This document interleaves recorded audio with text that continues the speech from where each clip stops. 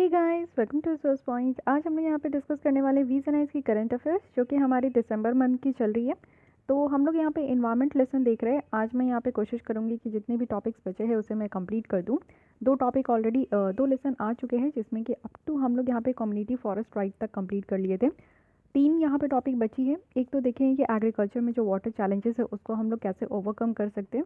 बहुत ही अच्छी आर्टिकल है, एक अलग एंगल आपको पता चलेगा, कुछ न्यू पॉइंट्स आपको मिलेंगे जो कि आप आंसर राइटिंग में इसको यूज़ कर सकते हो। सेकंड हम लोग देखेंगे कि ज़ीरो लिक्विड डिस्चार्ज तो ये है क्या, और माउंट एवरेस्ट की न्यू हाइट निकल कर आई है तो इसके बारे में कुछ फैक्ट्स एंड फिगर देख लेंगे। चलिए स्टार्ट करते हैं। तो कल जो पहले हम लोग क्वेश्चन डिस्कस किए थे उसके आंसर मैं बता देती हूँ। 2011 की ये प्रीलिम्स की क्वेश्चन है। पूछा जा रहा है यहाँ पे, अच्छा ये तो फर्स्ट क्वेश्चन है, एक सेकेंड, हाँ ये फर्स्ट क्वेश्चन है 2011 की। इसमें से पूछा जा रहा है कि कोल कंबशंस जो थर्मल पावर प्लांट होते हैं उनमें से ये क्या क्या इमिशन होता है। कार्बन डाइऑक्साइड होता है या फिर ऑक्साइड्स ऑफ नाइट्रोजन या फिर ऑक्साइड्स ऑफ सल्फर। तो इसमें से कौन सी यहाँ पे करेक्ट है। तो देखिए, जब थर्मल पावर प्लांट से कोल कंबशन होते हैं, कोल को जलाए जाते हैं, तो ऑब्वियस है कि कार्बन डाइऑक्साइड यहाँ पे निकलता ही है। और दूसरी चीज़ है कि यहाँ पे सल्फर डाइऑक्साइड भी निकलता है, क्योंकि ये चीज़ें मैं आपको लेसन में ही बता रही थी। और इंडिया जो है one of the highest emitter है सल्फर डाइऑक्साइड का, जिसको कम करने के लिए एक सजेशन दिया गया है कि हमारे जितने भी थर्मल पावर प्लांट है ना उसमें एक टेक्नोलॉजी का इस्तेमाल किया जाए जिसको कि फ्लू गैस डीसल्फराइजेशन कहते हैं या गैस फ्लू डीसल्फराइजेशन कहते हैं। ठीक है, ये आप लोग गैस फ्लू डीसल्फराइजेशन याद रखिएगा। इससे क्या होगा ना कि जो सल्फर डाइऑक्साइड की इमिशंस है हमारे थर्मल पावर प्लांट से वो कुछ हद तक कम हो जाएंगे। कम्प्लीटली ख़त्म तो नहीं होंगे लेकिन हाँ कम हो जाएंगे। और जो हमें उपाधि मिली हुई है ना कि हम लोग इंडिया एक ऐसा मात्र कंट्री है जहाँ पे सल्फर डाइऑक्साइड की इमिशन बहुत ज़्यादा होता है, तो ये जो उपाधि है वो हमसे छीन लिया जाए तो बेटर है। ठीक है, ऐसी ऐसी गंदी उपाधि हमें नहीं चाहिए। और ऑक्साइड्स ऑफ नाइट्रोजन एकदम से है, नाइट्रस ऑक्साइड, नाइट्रोजन ऑक्साइड, ये सारी चीज़ें हैं जो कि इमिट होती हैं। तो ऑल ऑफ द अबव है, so D would be the right answer. ठीक है, आइए सेकंड क्वेश्चन में आते हैं। यहाँ पे पूछा जा रहा है कि हमारे जैसे ह्यूमन बीइंग के द्वारा कुछ ऐसी एक्टिविटीज़ की जा रही है रिसेंट पास्ट में जिसके कारण जो कार्बन डाइऑक्साइड का कंसंट्रेशन है एटमॉस्फेयर में वो बढ़ता ही जा रहा है। बट फिर भी बहुत सारे ऐसे कार्बन डाइऑक्साइड है ना जो लोअर एटमॉस्फेयर में नहीं है। तो कहाँ है तो क्वेश्चन ये नहीं पूछ रहा है कि कहाँ है, पूछ रहा है कि क्यों नहीं है, लोअर एटमॉस्फेयर में नहीं है, तो इसका क्वेश्चन पूछ रहा है कि क्यों नहीं है। अब आप देखिए कि ये क्वेश्चन आपको कितने फैमिलियर लग रहे हैं, क्योंकि आज के भी डेट में 10 साल के बाद ये पूछा गया था 2011 में, आज हम लोग खड़े हैं 2021 में। 10 साल के बाद भी इस क्वेश्चन के नेचर में, इस क्वेश्चन के आपको कहीं से भी ऐसा नहीं लगेगा कि ये तो पुराना हो गया, आज के डेट में रेलिवेंट है ही नहीं। ये आज भी उतने ही रेलिवेंट है, और मैं आपको लिख कर देती हूँ कि अगले 10 साल के बाद भी जो है ये क्वेश्चन इतने ही रेलिवेंट होंगे। और आप उस समय भी, आप तो मत पढ़िएगा, आप काम कीजिएगा, आगे आने वाले जनरेशन्स इसको ज़रूर पढ़ेंगे। ठीक है, क्योंकि ये एक ऐसा टॉपिक है ना जो ना ख़त्म होने वाला है। तो मैं इसमें हमेशा आपको कहती हूँ कि चीज़ों को ध्यान से समझिए, क्योंकि ये सारी चीज़ें हमारे साथ चलने ही वाली है। तो आप आगे चल के इसके लिए काम करोगे। आज तो आप लोग थ्योरी रट रहे हो, लेकिन कल आपको प्रैक्टिकली काम करना होगा। ठीक है, तो क्यों नहीं है लोअर एटमॉस्फेयर में, ये पूछा जा रहा है। पहला बोला जा रहा है कि जो आउटर स्ट्रेटोस्फेयर है उसमें वो स्केप हो जाता, उससे स्केप हो जाता इसीलिए। सेकंड है कि फाइटोप्लैंक्टन्स जो हमारे ओशन में होते हैं उनके फोटोसिंथेसिस के कारण ट्रैप हो जाता है। या फिर यहाँ पे जो हमारे पोलर आइस कैप्स है उसमें जो है ना आपका जो ट्रैपिंग ऑफ एयर होता है उसके कारण एयर में जो है वो ट्रैप हो जाता है। क्या करेक्ट रीज़न है ये आपको बताना है। अब सबसे पहली रीज़न आप लोग पढ़िए, लगेगा कि हाँ ऐसा है, लोअर एटमॉस्फेयर में नहीं है तो कार्बन डाइऑक्साइड कहाँ होगा, ऊपर वाले आपका जो है लेयर्स के ऊपर चला गया होगा। पर आपका लोअर एटमॉस्फेयर पूछ रहा है, और यहाँ पे क्या कह रहा है कि आउटर स्ट्रेटोस्फेयर से भी स्किप कर गया, वहाँ से भी बाहर निकल गया। तो ये थोड़ा ना इररेलेवेंट आपको टॉपिक देखने को मिलेगा। आपका एटमॉस्फेयर का लेयर ही आपका आता है ट्रोपोस्फेयर, स्ट्रेटोस्फेयर, एनोस्फेयर, हाइड्रोस्फेयर, हाइड्रोस्फेयर बोलिए मतलब कि स्ट्रेटोस्फेयर, बेसोस्फेयर, तो ये सारे आते हैं। ठीक है, तो ये एटमॉस्फेयर का ही आपका पार्ट है। तो ये आपका अगर स्ट्रेटोस्फेयर, आउटर स्ट्रेटोस्फेयर से बाहर निकल गया तो ये एक सही एप्रोप्रिएट रीज़न नहीं है। रीज़न है कि हमारे ओशन में जो है ना, क्योंकि लोअर आपका एटमॉस्फेयर पूछ रहा है, इट मीन्स कि लिथोस्फेयर के बहुत ही करीब, तो बहुत सारे ऐसे कार्बन डाइऑक्साइड है जो कि फोटोसिंथेसिस के प्रोसेस में इस्तेमाल होता ही है। कार्बन डाइऑक्साइड की ज़रूरत होती है, वाटर की ज़रूरत होती है, सनलाइट की ज़रूरत होती है। तो इसलिए यहाँ पे फाइटोप्लैंक्टन्स जो यहाँ पे अपना भोजन खुद बनाते हैं by the process of photosynthesis, उनको कार्बन डाइऑक्साइड की ज़रूरत होती है।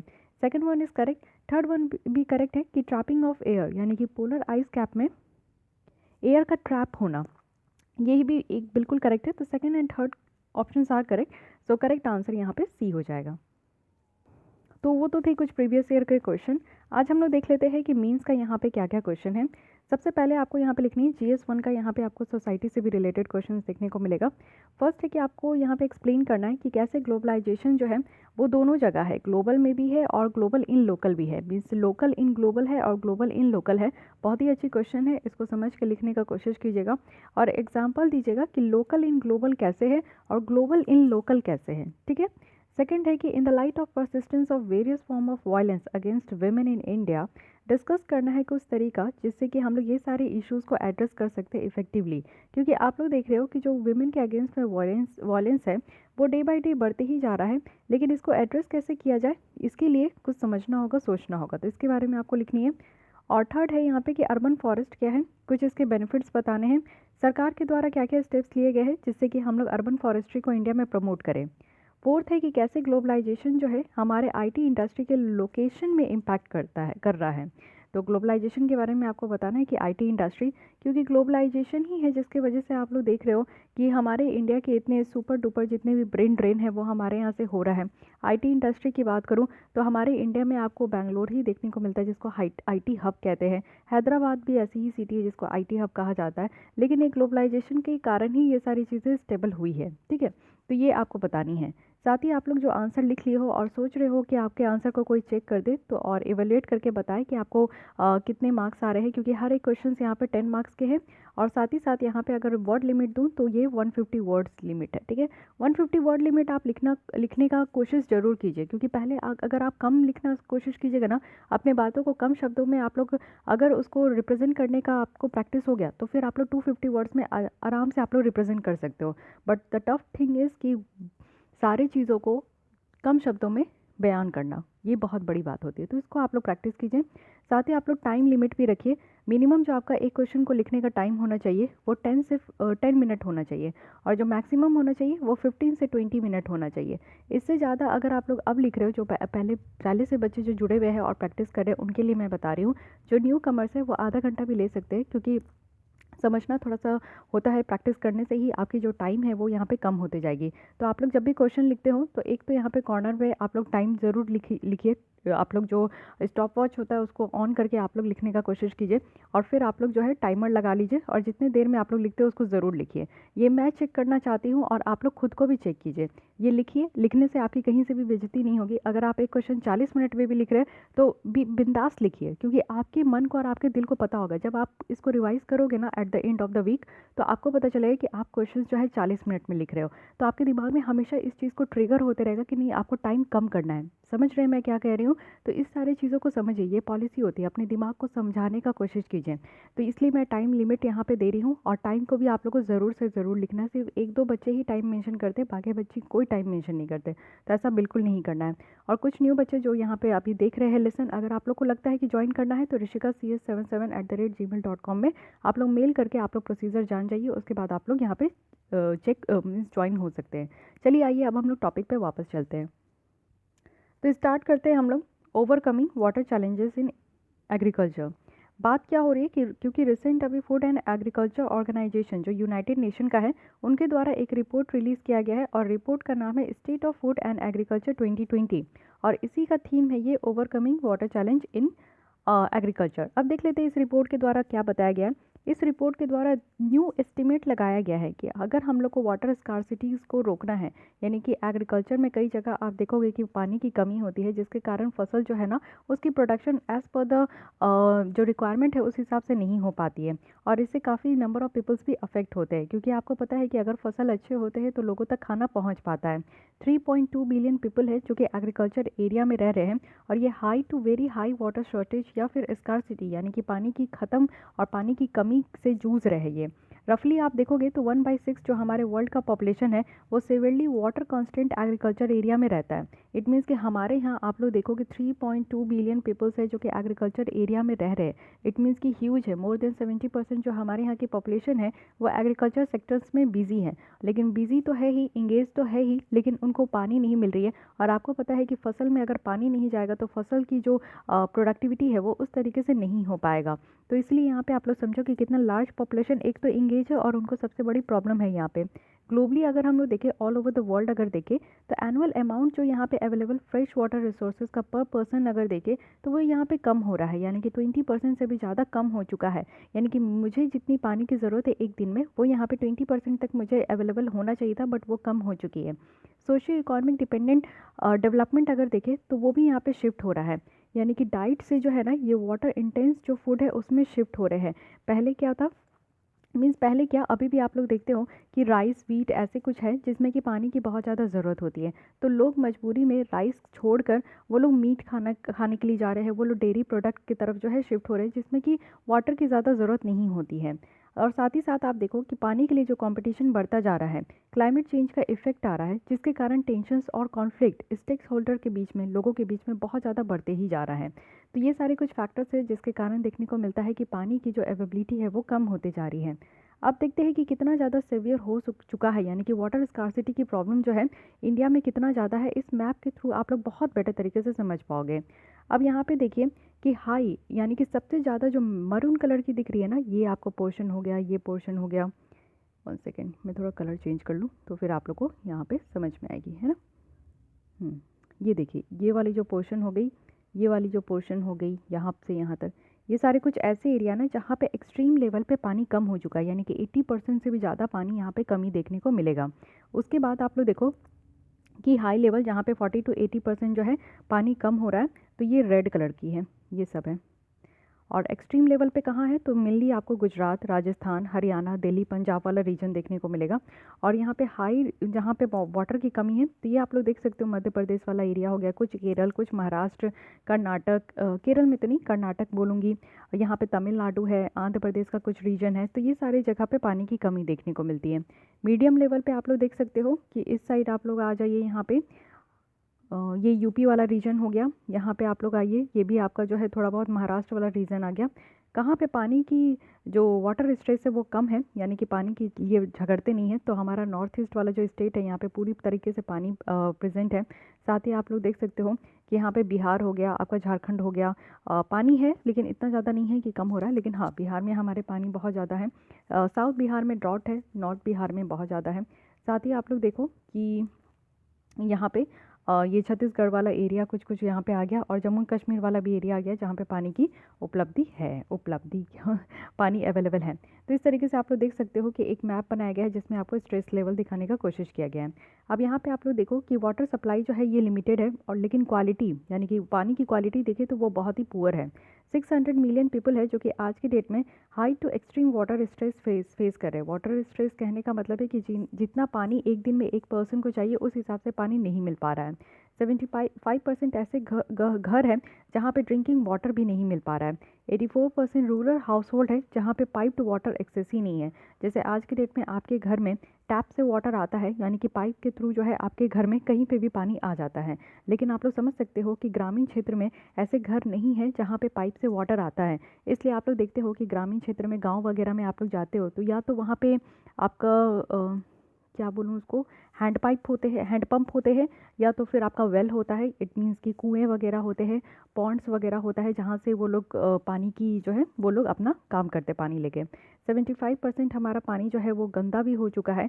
जैसे कि अभी हम लोग ने अमोनिया कंटामिनेशन देखा था कि यमुना रिवर में जो है अमोनिया की कंटामिनेशन के कारण पानी बहुत ज़्यादा गंदी हो गई है। उसके अलावा आपको देखने को मिलेगा कि फ्लोराइड कंटामिनेशन है, क्लोरीन कंटामिनेशन है। तो ये सारे कंटामिनेशंस के कारण जो है हमारे यहाँ आप लोग देखो कि पानी की अवेलेबिलिटी और पानी की जो क्वालिटी है वो बहुत ज़्यादा गंदी हो चुकी है। अब ये और भी बताया जा रहा है कि 40% जो पॉपुलेशन है ना, आगे चल के यानी कि 10 साल के बाद ही 2030 तक जो है ड्रिंकिंग वाटर भी नहीं मिलने वाला, यानी कि 40%। यही हिसाब किताब रहा तो जो आज के डेट में हम लोग रिपोर्ट पढ़ रहे हैं, इसकी जो हम लोग देख रहे हैं, अगर इसी तरीके से आगे चलता रहा ना, तो ऐसे ही बताया जा रहा है कि आगे आने वाले 2030 तक हमारे पास जो है 40% लोगों को पीने का पानी भी नहीं अवेलेबल हो पाएगा। साथ ही 21 सिटीज़ बताई जा रही है जिसमें कि हमारे सारे मेट्रो सिटीज़ इंक्लूड है, जिसमें न्यू दिल्ली, बेंगलुरु, चेन्नई, हैदराबाद है, जिसमें ग्राउंड वाटर लेवल जो है ये बहुत ही कम हो चुका है, 2020 तक ही बताया जा रहा है, जिसके कारण जो है 100 मिलियन पीपल्स जो है अफेक्ट हुए हैं। नो डाउट, बिल्कुल भी आप लोग देख सकते हो, क्योंकि ये हमारे यहाँ की मेट्रो सिटीज़ है और मेट्रो सिटीज़ में आपको अर्बनाइजेशन, ग्लोबलाइजेशन बहुत ज़्यादा देखने को मिलता है। लोग जो है यहाँ पर ठूस ठूस के भरे हुए हैं, जिनके कारण उनको पानी की आवश्यकता बहुत ज़्यादा होती है, इसलिए पानी कम है। साथ ही आप देखो कि 6% हम लोग जीडीपी का लॉस कर देंगे आगे आने वाले 2050 तक। क्यों? क्योंकि वाटर क्राइसिस के कारण, वाटर की कमी के कारण हमारे जीडीपी में 6% तक का कमी आएगा, यानी कि लॉस होगा। अब ये देखिए कि क्यों एग्रीकल्चर जो है ना एक बहुत ही ज़्यादा एक सेंटर पॉइंट आप कह सकते हो, जिसके कारण हम लोग देख रहे हैं कि वाटर स्कार्सिटीज़ को टैकल किया जाएगा इंडिया में। तो आप लोग देखो कि एक ड्रामेटिक इंक्रीज़ देखने को मिल रहा है, यानी कि हर एक तरीके के यूजेस में जो है पानी का एक बहुत बड़ा यहाँ पे डिमांड निकल कर आ रहा है। जैसे एग्रीकल्चर वाले एरिया में इंडस्ट्री हो गया, डोमेस्टिक हो गया, तो अगर एग्रीकल्चर इरिगेशन में आप देखोगे तो इसमें 90% जो है ना वो इंडिया का फ्रेश वाटर विड्रॉल होता है, यानी कि 90% तक जो है हम लोग फ्रेश वाटर को इस्तेमाल करते हैं इरिगेशन सेक्टर में। वहीं 2000 से 2017 के बीच में बताया गया है कि इंडिया का जो ग्राउंड वाटर डिप्लीशन है ना वो बढ़ चुका है। इट मीन्स कि हम लोग ग्राउंड वाटर के इस्तेमाल को बहुत ज़्यादा बढ़ा चुके हैं। इससे हमारा जो वाटर टेबल है, यानी कि मान लीजिए कि ये अर्थ क्रस्ट है और क्रस्ट के नीचे ये ग्राउंड वाटर आता है, तो ग्राउंड वाटर में भी एक निश्चित वाटर टेबल होता है। ये वाटर टेबल से अगर ये पानी नीचे चला जाता है ना, तो इसको हम लोग कह रहे हैं कि वाटर टेबल से भी पानी हमारी नीचे जा चुकी है। इट मीन्स कि ग्राउंड वाटर डिप्लीशन हो रहा है। तो ये एक मार्जिन होता है जिससे नीचे जाता है, तो एक डेंजर जोन हम लोग कहते हैं। तो ये 23% तक डिप्लीट हो चुका है। वहीं इंडिया की एनुअल एग्रीकल्चर अगर हम लोग वाटर विड्रॉवल देखें तो वर्ल्ड में सबसे ज़्यादा हाईएस्ट है, यानी कि सबसे ज़्यादा हम लोग एग्रीकल्चर से जो वाटर निकल रही है वो सबसे ज़्यादा जो है हमारे इंडिया में है, फिर चाइना में है, फिर यूएस में है। इंस्पाइट ऑफ चाइना, जिसमें कि सबसे लार्जर एरिया है, यानी कि इरिगेशन का आप देखोगे कि सबसे सिंचाई का सबसे बड़ा एरिया किसके अंदर में है, तो चाइना के अंदर में है। लेकिन फिर भी आप देखोगे कि इंडिया से ज़्यादा है, लेकिन फिर भी चाइना जो है ना बहुत कम पानी इस्तेमाल करता है अपने एग्रीकल्चर पर्पज़ के लिए, और हम लोग जो है ना पानी ही बहुत ज़्यादा इस्तेमाल करते हैं एग्रीकल्चर पर्पज़ के लिए। हमारे पास ज़मीन कम है लेकिन पानी ज़्यादा इस्तेमाल कर रहे हैं, चाइना के पास ज़मीन ज़्यादा है लेकिन पानी कम इस्तेमाल कर रहा है। ठीक है, तो ये सारी कुछ रीजंस है जिसे आप देख सकते हो कि क्यों एग्रीकल्चर जो है ना एक की एरिया देखने को मिल रहा है कि वाटर स्कार्सिटी अगर नहीं होने देना है तो हम लोग को सबसे ज़्यादा फोकस किस पे करना है, तो एग्रीकल्चर एरिया पे करना है, क्योंकि सबसे ज़्यादा पानी कहाँ जा रहा है, तो एग्रीकल्चर वाले एरिया में जा रहा है। इसलिए आप चाहते हो कि वाटर स्कार्सिटी ना हो, तो इसलिए हम लोग को इस पे ज़्यादा फोकस करना होगा। अब ये समझते हैं कि क्या जो है इंडियन एग्रीकल्चर प्रैक्टिस कर रही है वाटर इनएफिशिएंट के लिए। ऐसा क्या हो रहा है हमारे यहाँ, ऐसा क्या एग्रीकल्चर सेक्टर्स में हो रहा है या फिर और सेक्टर्स में हो रहा है जिससे कि हम लोग के यहाँ जो वाटर इनएफिशिएंट हो गया है, यानी कि water up to the mark नहीं है, अवेलेबल क्यों नहीं है। तो सबसे पहला है कि हमारे यहाँ जो क्रॉप होते हैं, जो फसल होते हैं, वो हम लोग ऐसे फसल को उगाते हैं ना जिसमें कि पानी की ज़रूरत बहुत ज़्यादा पड़ती है। जैसे आप लोग देखो, राइस हो गया, वीट हो गया, शुगर केन हो गया, ये सब ऐसे हमारे कंट्री में सबसे ज़्यादा कंज्यूम करने वाले भी क्रॉप यही सारे हैं, और हम लोग उगाते भी है 12 महीने हम लोग यही फसल को उगाते, जिसमें कि पानी की आवश्यकता बहुत ज़्यादा होती है। और इंडिया का आप देखो मेन फूड क्रॉप है, जिसमें कि 3500 लीटर ऑफ वाटर जो है ना 1 किलोग्राम ऑफ ग्रेन प्रोड्यूस करने के लिए इस्तेमाल करते हैं। यानी कि 1 केजी जो ग्रेन है उसको हम लोग प्रोड्यूस करने के लिए कितना पानी खर्च करते हैं, तो 3500 लीटर हम लोग पानी खर्च करते हैं। तो आप लोग समझ सकते हो, सबसे पहला रीज़न यही है। सेकेंड है कि गवर्नमेंट की जो पॉलिसीज़ है ना उसके कॉन्सिक्वेंसेस आपको देखने को मिलेंगे, यानी कि गवर्नमेंट की पॉलिसीज़ भी बहुत ज़्यादा फ्रूटफुल नहीं है, इस तरीके से नहीं है कि जो हमारी क्रॉपिंग पैटर्न है उसको वो चेंज कर सके। साथ ही हमारे क्रॉपिंग पैटर्न जो है ना और ज़्यादा बर्बाद ही हो चुका है। आप लोग ग्रीन रेवोल्यूशन जानते हो, हरित क्रांति जिसको कहते हैं। ग्रीन रेवोल्यूशन के कारण क्या हुआ है कि वाटर एफिशिएंट क्रॉप जो है ना बहुत ही मार्जिनलाइज हो गया है, यानी कि वैसे क्रॉप जिसमें पानी की बहुत कम आवश्यकता है, तो वो सारे क्रॉप का इस्तेमाल जो है ना बहुत हद तक कम हो चुका है। जैसे आप देखो हमारे यहाँ मिलेट्स, ऑयल सीड्स, पल्सेस, जिसमें कि पानी की आवश्यकता नहीं है लेकिन इसकी प्रोडक्टिविटी बहुत ज़्यादा होती है, तो इन पे हम लोग फोकस ही नहीं करते। और ये किसके कारण हुआ है, ये ग्रीन रेवोल्यूशन के कारण हुआ है। ग्रीन रेवोल्यूशन के बाद जो है राइस और वीट को बहुत ज़्यादा महत्व दिया गया, राइस और वीट की प्रोडक्शन बहुत ज़्यादा बढ़ाई गई, जिसके कारण आज के भी डेट में हम लोग राइस और वीट के ऊपर डिपेंडेंट हैं। सेकंड है कि राइस और शुगर केन, जो कि मोस्ट सुइटेबल आपको ईस्टर्न स्टेट में देखने को मिलेगा। क्योंकि ईस्टर्न स्टेट में क्यों? क्योंकि जब रेनफॉल होती है, मानसून का टाइम आता है तो रेनफॉल अच्छा होता है, तो उस समय जो है ना वहाँ पे आपको ज़्यादा पानी देखने को मिलेगा। साथ ही साथ ईस्टर्न या फिर नॉर्दर्न रीजन में आप देखोगे पेरिनियल रिवर है, यानी कि ऐसी रिवर है जो कि कभी भी सूखती नहीं है, 12 महीने आपको अवेलेबल होगा। तो इसलिए पेरिनियल रिवर है, गंगा रिवर है, ब्रह्मपुत्र रिवर है, तो ये सारी रिवर के कारण जो है हमारे एग्रीकल्चर रीजन में आप देखोगे कि राइस, शुगर केन, ये सारी चीज़ों की जो प्रोडक्शन है वो बहुत ज़्यादा होती है। साथ ही साथ अगर हम लोग देखें तो सॉइल का डिग्रेडेशन, यानी कि ग्रीन रिवोल्यूशन बेल्ट में आप लोग देखो कि यहाँ पे सॉइल का जो है ना डिग्रेडेशन हो गया, सॉइल की जो क्वालिटी है वो यहाँ पे ख़राब हो रही है। अब सॉइल की क्वालिटी कैसे ख़राब हो रही है? क्योंकि किसानों के द्वारा जो फर्टिलाइज़र इस्तेमाल किया जा रहा है और जो केमिकल इस्तेमाल किया जा रहा है ना, वो बहुत ज़्यादा किया जा रहा है, जिसके कारण हमारी सॉइल की क्वालिटी ख़राब हो रही है। साथ ही साथ आप देखो ट्रेडिशनल इरिगेशन प्रैक्टिसेस हैं, यानी कि हमारे ईस्टर्न साइड में आप लोग जो किसान को देखते हो वो हमारे आज की भी डेट में ना मॉडर्न टेक्नोलॉजी का इस्तेमाल नहीं करते, वो वही टेक्नोलॉजी का इस्तेमाल करते हैं जो कि वो पहले भी कर रखे थे।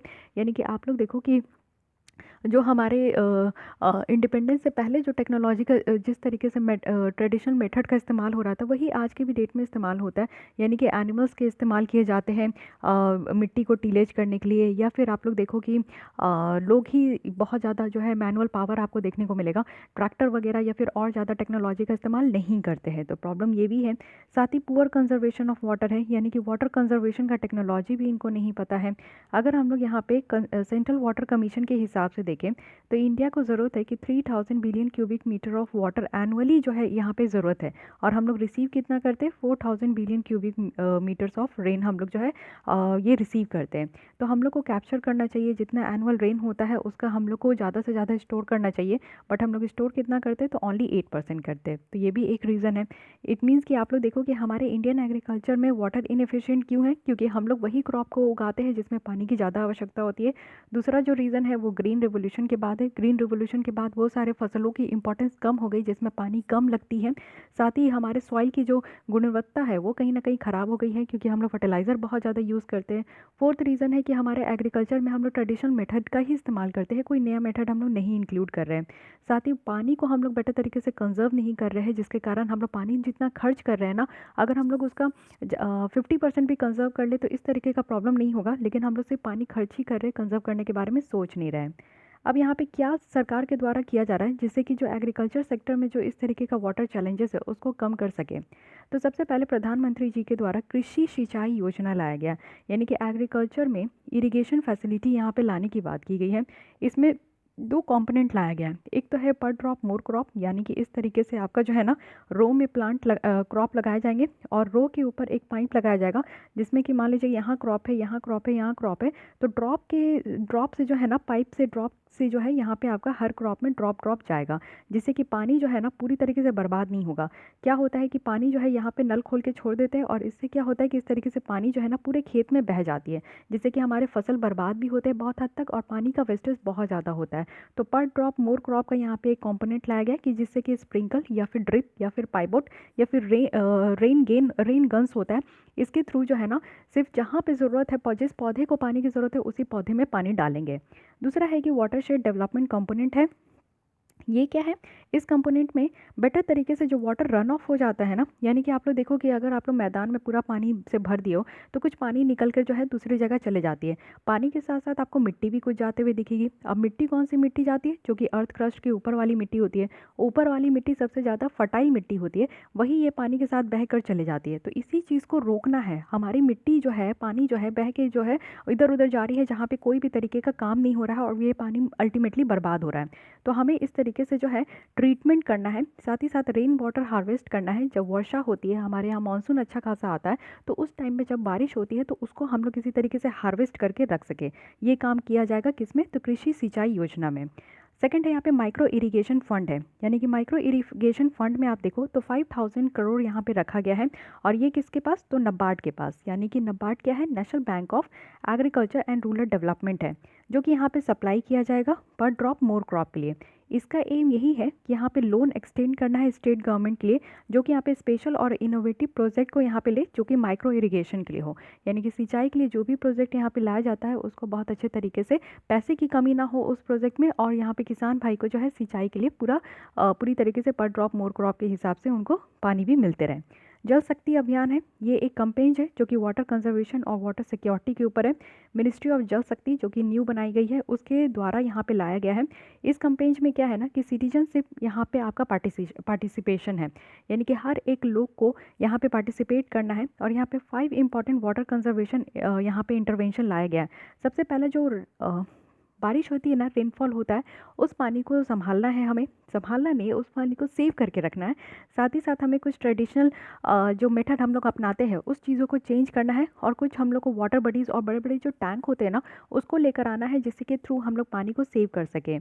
और उसके बाद हम लोग को बोरवेल रिचार्ज स्ट्रक्चर करना है, यानी कि जो हम लोग बोरिंग वगैरह कराते हैं जहाँ से आप लोग देखो कि हमारा ग्राउंड वाटर रिचार्ज हो सके, उस तरीके का हम लोग को एक होल बनाते जाना है।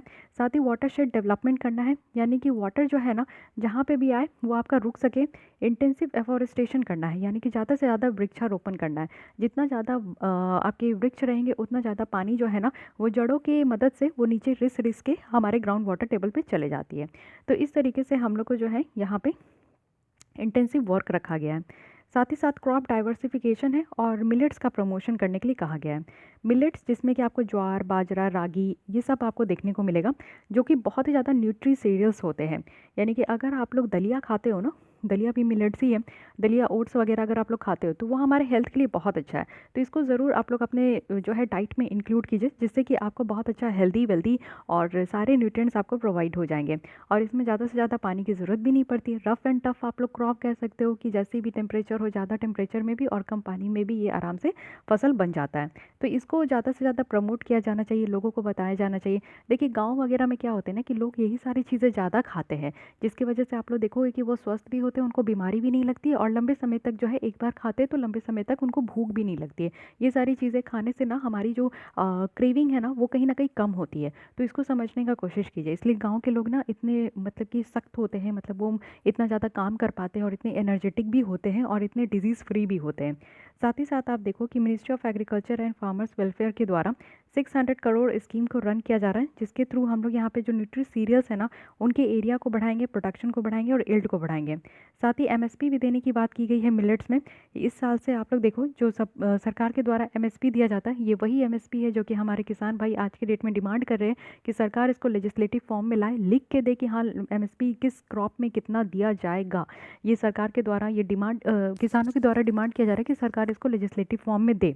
तो यही बात है आज के डेट में। तो एमएसपी दिया जाएगा मिलेट्स में और इसको बढ़ाया भी जाएगा। ठीक है, तो ये बातें की जा रही है। अब देखते हैं कि गवर्नमेंट का क्या एफर्ट है कि कैसे वाटर चैलेंजेस को जो है और ज़्यादा इफेक्टिव कर सकते हैं।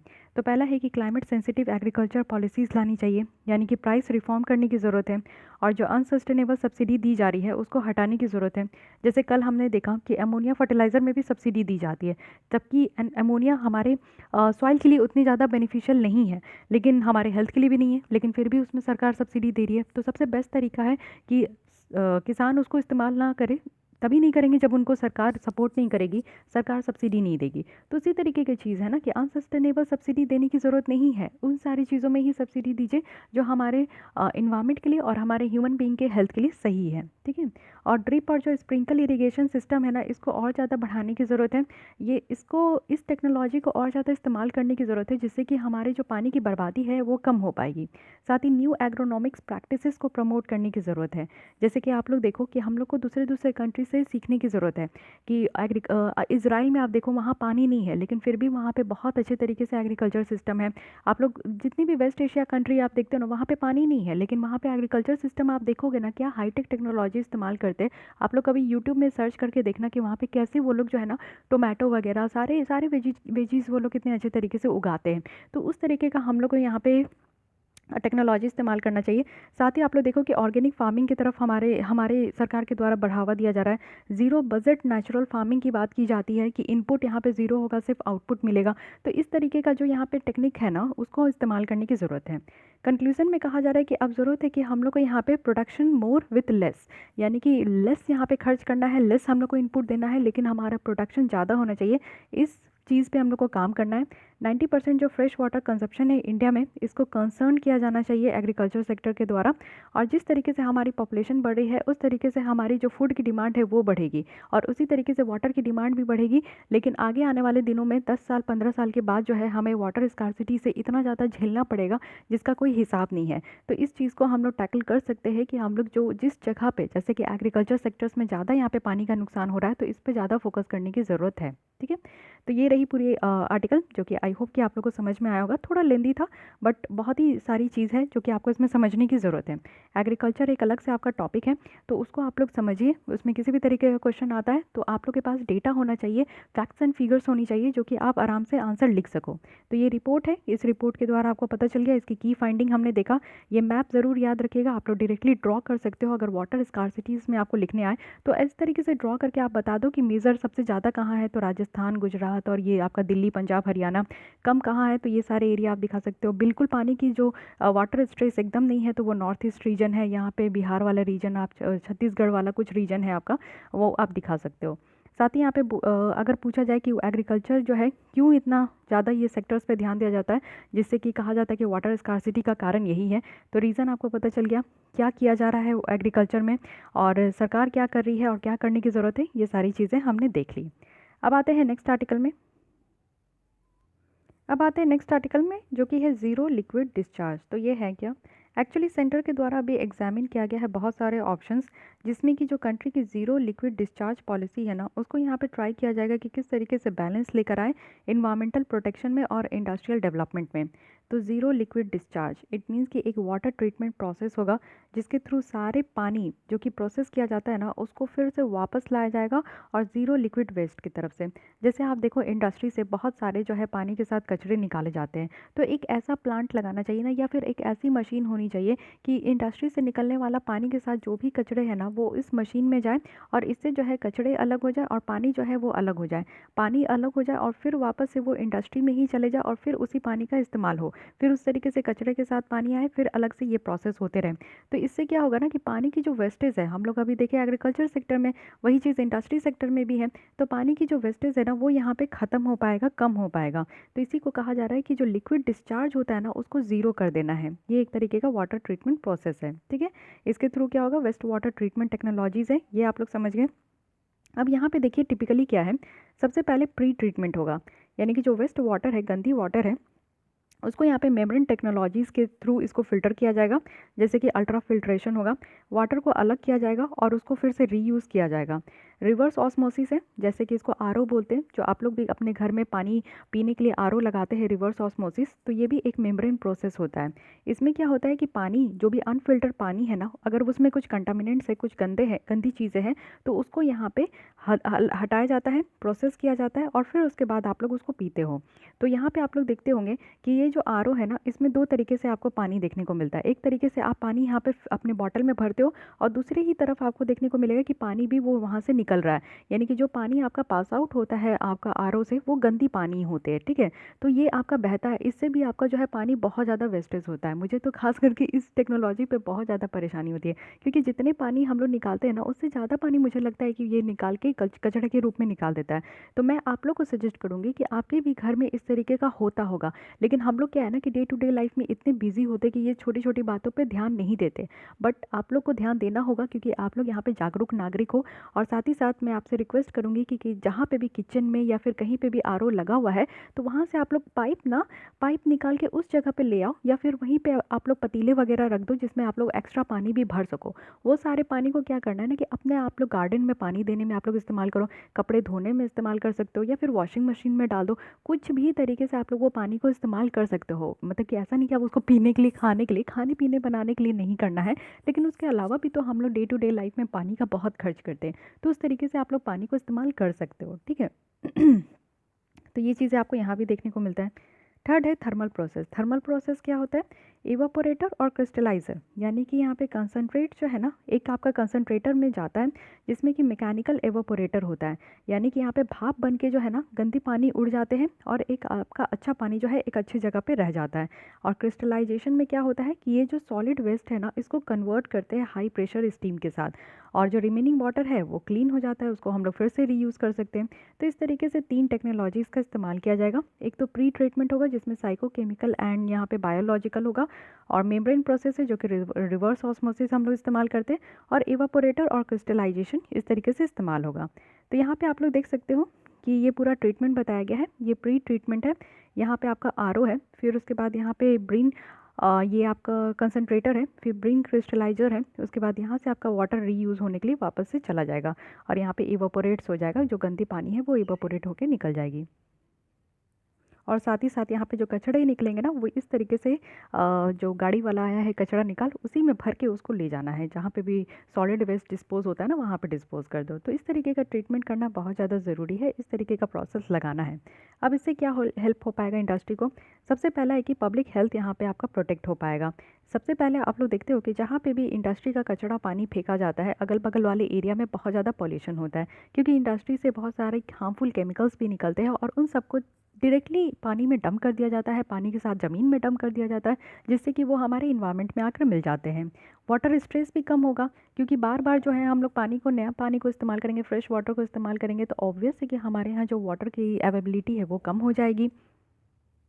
और साथ ही साथ प्रोडक्शन कॉस्ट भी इंश्योर हो पाएगा, यानी कि जो हम लोग यहाँ पे रिकवर करेंगे वेस्ट स्टीम से, जैसे कि यहाँ पे कॉस्टिक सोडा है, सोडियम सल्फेट है, पोटेशियम सल्फेट है, जिप्सम है, हेवी मेटल्स है, इन सब के थ्रू जो है हम लोग यहाँ पे जो प्रोडक्शन कॉस्ट होगा वो भी यहाँ पे एफिशिएंट हो जाएगा।